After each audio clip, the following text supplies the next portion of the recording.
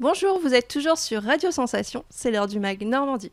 Aujourd'hui, nous recevons Franck Tillemand, artiste et président des Ateliers de la Cour. Bonjour Franck. Bonjour Aurélie. Est-ce qu'on peut refaire une petite présentation des Ateliers de la Cour ?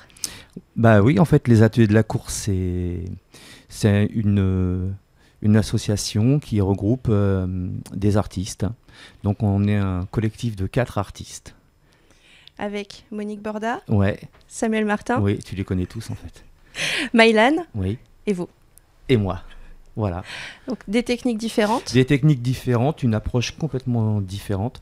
Et puis voilà, mais en fait, je pense que moi j'ai toujours du mal à parler du travail des autres. Le mieux, c'est que les gens passent aux Ateliers de la Cour parce que, en plus, on est dans un site historique, enfin un bâtiment du 15e, c'est super beau. Ben voilà, il faut qu'ils passent aux Ateliers de la Cour, hein, vraiment. Donc vous êtes situé pas loin du musée Canel en juste à plus. côté, ouais, en plein Dans centre-ville. cette petite venelle Exactement. pittoresque de Pont-de-Mer. Oui, et Dieu sait qu'il y en a des venelles. Et donc vous recevez aussi des scolaires. On reçoit des scolaires. Là, on reçoit même un centre de loisirs, mercredi. Oui, oui. En fait, si on prend l'objectif de ces ateliers de la cour, en fait, c'est vraiment d'amener l'art au plus proche des gens, sans être élitiste. Et en tout cas, on ouvre la porte assez facilement. Et on s'est dit que finalement, en partenariat ou pas avec le musée, mais le musée a l'habitude, le musée Canel a l'habitude de rencontrer, d'amener des élèves pour parler des expositions. Donc ils font la même chose, ils viennent nous voir, on ouvre les portes et on discute avec les enfants. Et d'ailleurs c'est bien parce qu'ils ont un retour qui est super des fois. Je veux dire.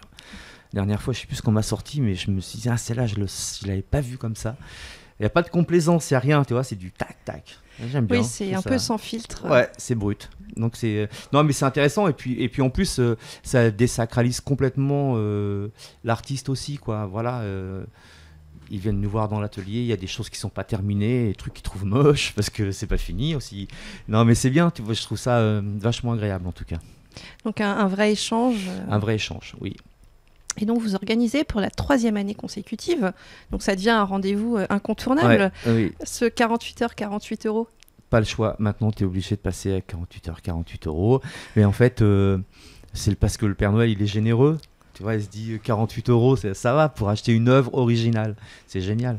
Non, mais c'est vrai que maintenant c'est un rendez-vous incontournable. En plus, on a la chance d'avoir beaucoup d'artistes qui nous suivent, qui ont envie de participer, ce qui n'est pas forcément évident, sachant que bon, vendre une œuvre 48 euros, c'est pas que tu la donnes, mais bon, voilà, c'est quand même des petits prix. Donc voilà, on a des artistes qui nous suivent et du coup, on a beaucoup d'acheteurs qui sont là dès l'ouverture parce que ça va très très vite. C'est 48 heures, donc il faut se dépêcher. Donc il y a des gens qui sont là vraiment à l'ouverture pour pas louper l'œuvre magique, l'œuvre du moment. Donc on peut se faire plaisir pour pas très cher. Ça reste néanmoins des œuvres, c'est pas des œuvres au rabais.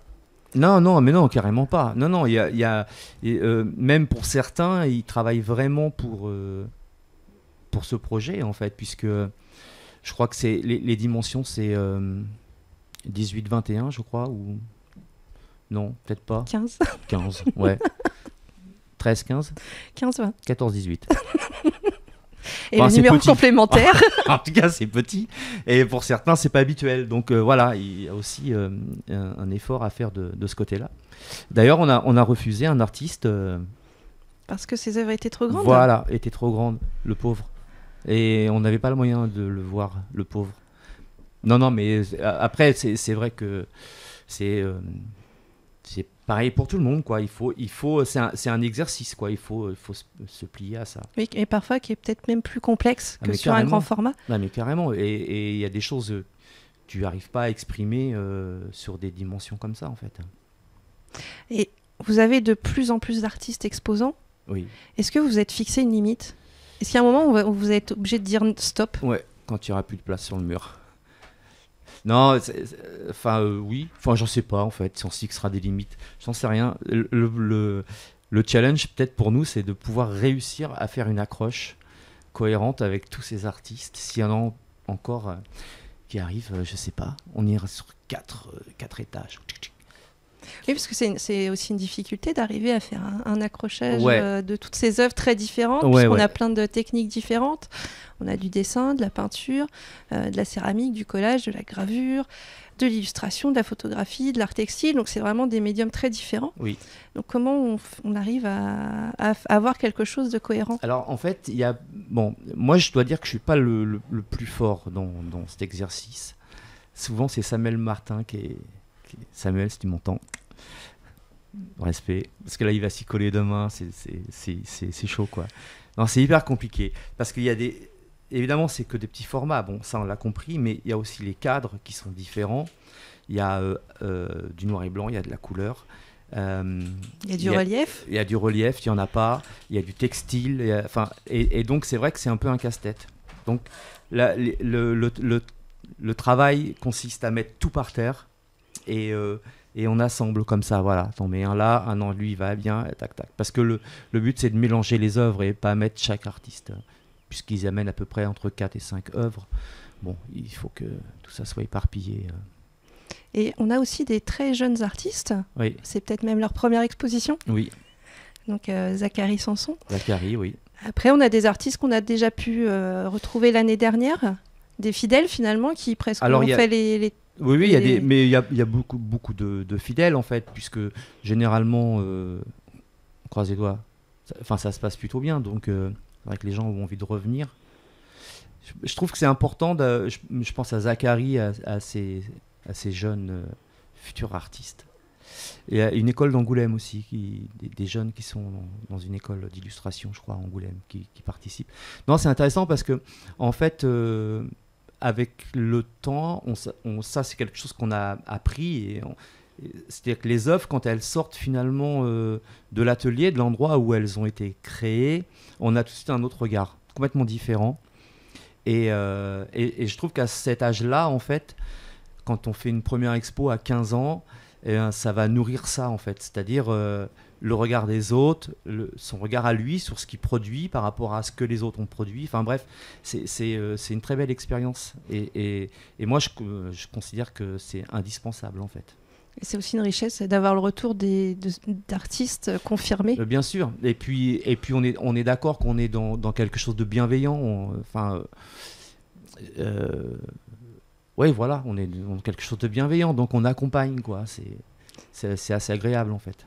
Et donc, ce ne sont pas que des artistes normands. Il y a des artistes de Paris, donc d'Angoulême aussi, vous disiez. Oui. Oui.